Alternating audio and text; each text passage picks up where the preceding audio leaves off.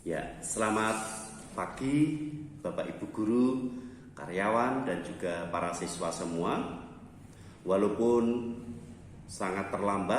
terlambat hari ini saya mengucapkan selamat Paskah untuk kita semua yang merayakan Paskah tahun ini, khususnya juga anak-anakku yang merayakan Paskah.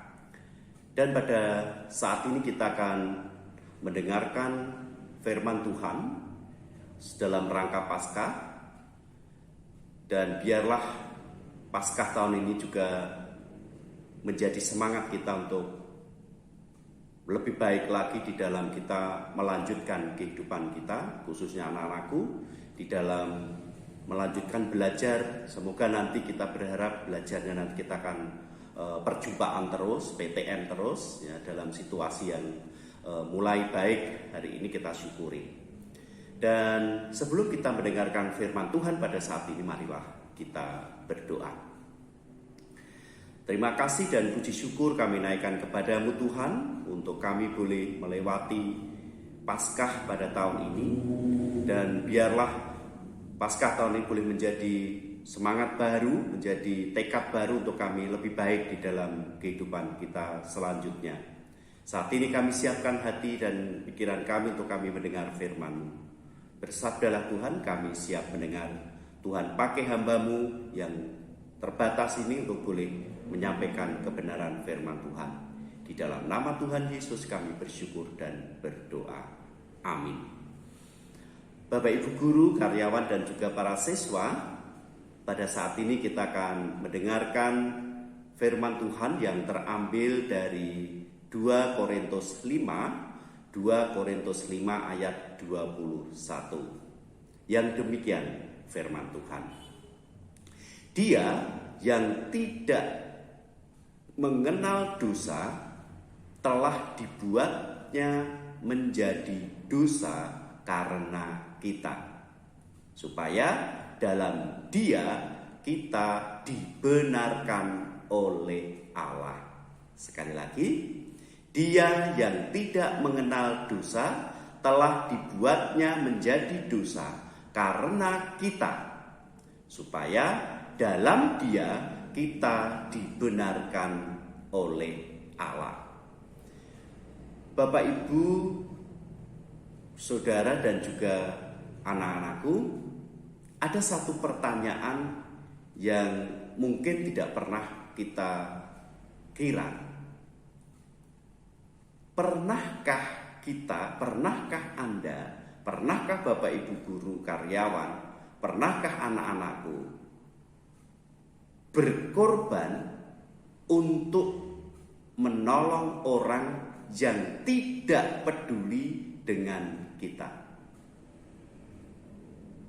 Pernahkah kita menolong dengan ikhlas kepada orang yang tidak pernah peduli pada kita?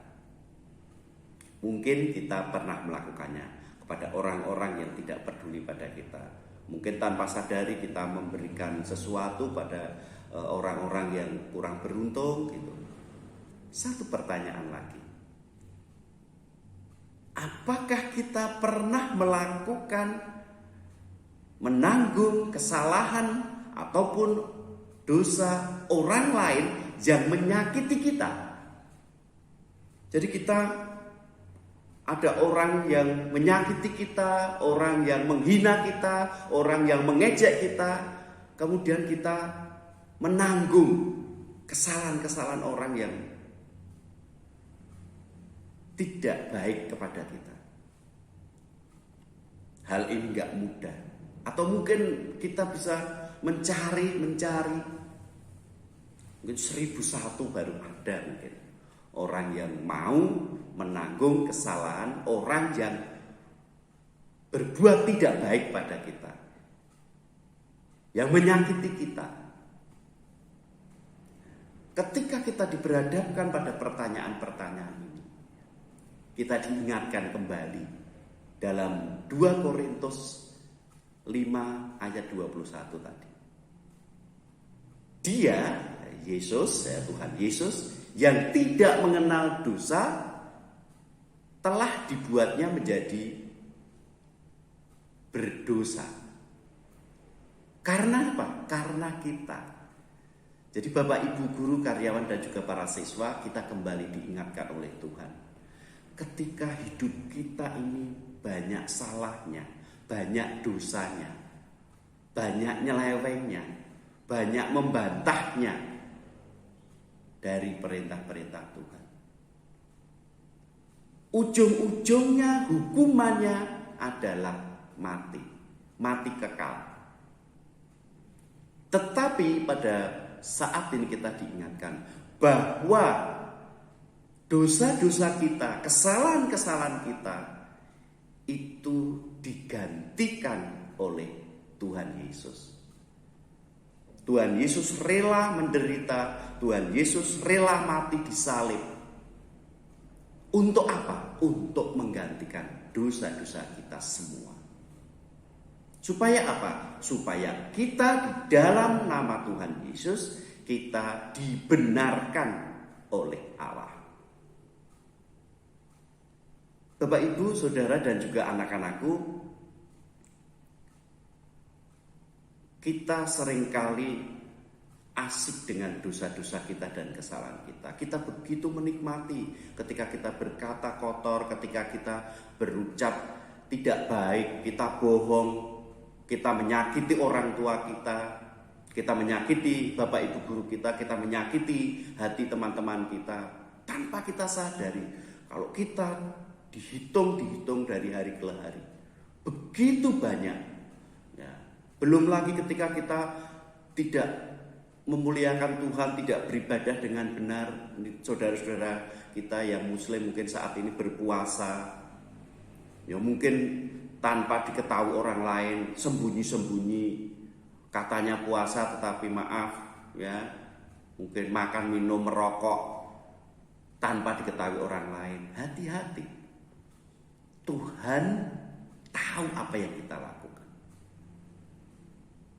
Nah, Bapak Ibu guru, karyawan dan juga anak-anakku, pada Paskah pada tahun ini, ya, karena kita ia menderita, karena kita ia mati di salib, tetapi ingat, hari yang ketiga ia bangkit mengalahkan maut, mengalahkan kematian itu.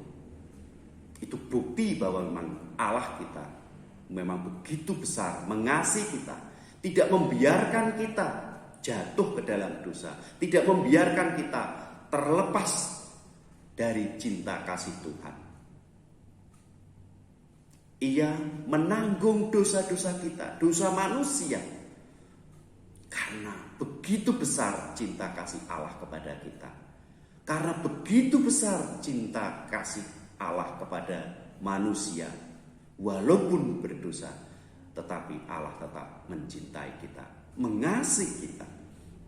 Kita yang sering membangkang, nyeleweng, tidak memiliki rasa takut kepada Tuhan.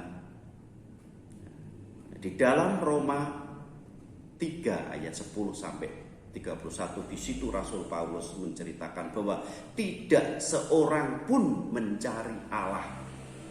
Tidak seorang pun mencari Allah. Tetapi Allah tetap mengasihi kita. Dalam keberdosaan kita, Allah mengangkat kita, menanggung dosa-dosa kita. Untuk itu marilah kita bertanggung jawab, kita belajar ya, untuk menyatakan kasih Allah itu yang sudah kita terima itu dengan hidup bertanggung jawab di hadapan Tuhan. Tidak lagi berbohong, tidak lagi nyeleweng, tidak lagi membangkang, tidak lagi menyakiti hati orang lain, menyakiti hati orang tua kita, bapak ibu guru kita, teman-teman kita. Karena Tuhan sudah menyatakan cinta kasih-Nya yang luar biasa.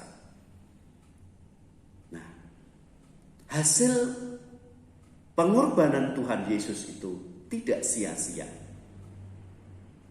Karena apa? Karena nyata di dalam kehidupan kita. Kita tidak terpisahkan dari cinta kasih Tuhan. Bahkan tidak ada seorang pun yang bisa memisahkan cinta kasih Tuhan itu kepada kita. Untuk itu marilah kita belajar lebih baik, kita bertobat, kita memperbaiki, merubah hidup kita yang tidak baik kemarin menjadi kehidupan yang baik. Bapak Ibu guru, karyawan dan juga para siswa yang dikasihi Tuhan. Mari kita sadar bahwa kehidupan ini hanya karena anugerah Tuhan. Hanya karena belas kasih Tuhan kepada kita. Marilah kita menghargai pengorbanan Tuhan Yesus di dalam hidup kita.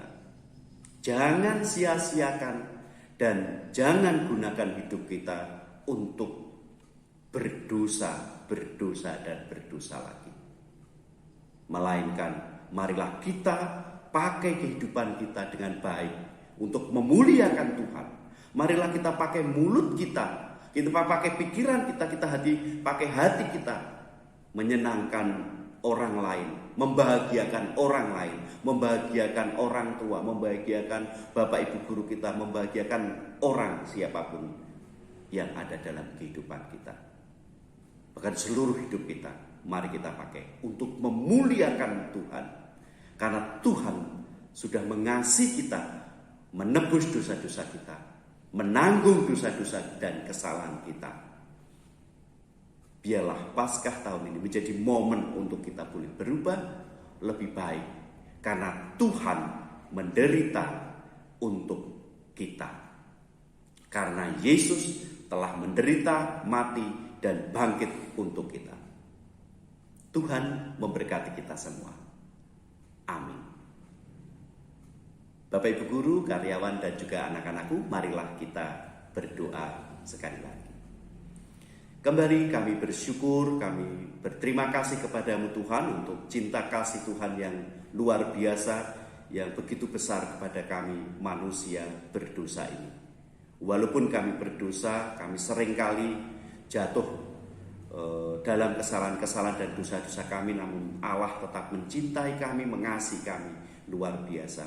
Melalui pengorbanan, penderitaan, kematian Tuhan Yesus di kayu salib dan kebangkitannya, itu menjadi bukti bahwa begitu besar cinta kasih Allah kepada kami.